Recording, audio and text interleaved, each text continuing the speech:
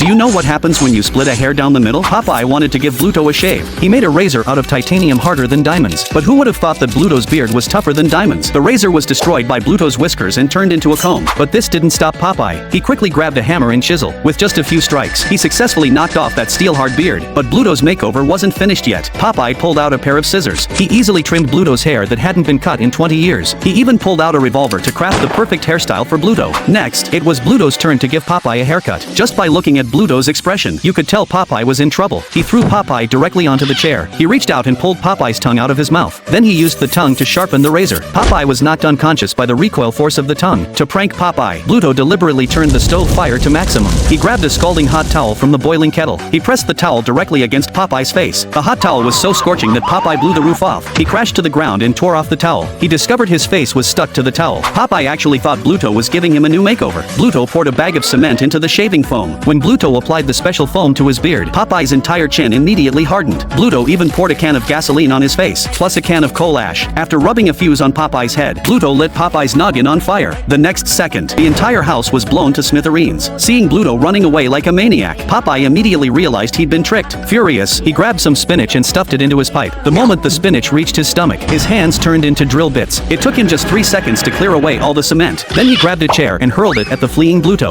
Bluto was knocked unconscious. Popeye immediately rushed over and gave Bluto a ridiculous haircut with the razor. While the two were fighting, they saw Olive on a date with a rich man with a beard. It turned out Olive didn't hate beards after all. She just hated beards on poor men. After Popeye and Bluto realized they had been deceived, the two began apologizing to each other.